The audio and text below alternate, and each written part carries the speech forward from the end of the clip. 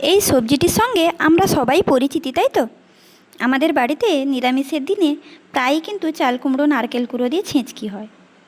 সব সময় কি আর একই রকমভাবে ভালো লাগে বলুন?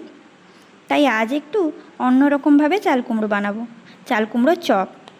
আপনারা আগে কেউ কোনো দিন খেয়েছেন কি না কমেন্টে অবশ্যই জানাবেন। চাল কুমড়োর খোসাটাকে ছাড়িয়ে নিয়ে এভাবে একটা শেপ দিয়ে কেটে নিয়েছি। এরপর একটি বাটিতে 4 টেবিল চামচ বেসন নিলাম, তাতে কালো জিরে দিয়ে দিচ্ছি একটু অল্প করে খাওয়া সোডা, লবণ, হলুদ গুঁড়ো, কাশ্মীরি লঙ্কার গুঁড়ো। এরপর অল্প অল্প জল দিয়ে ব্যাটারটা রেডি করে নেব। ব্যাটারটা কেমন হয়েছে দেখুন।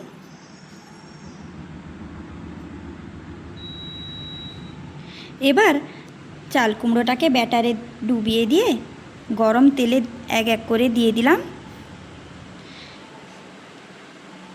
এপিট ওপিট উল্টে লাল করে ভালোভাবে ভেজে নিতে হবে।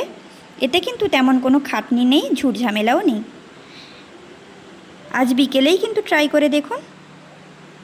আমি এখানে টমেটো সস দিয়ে পরিবেশন করেছি। ভালো লেগে থাকলে লাইক, শেয়ার অ্যান্ড সাবস্ক্রাইব করে দিবেন।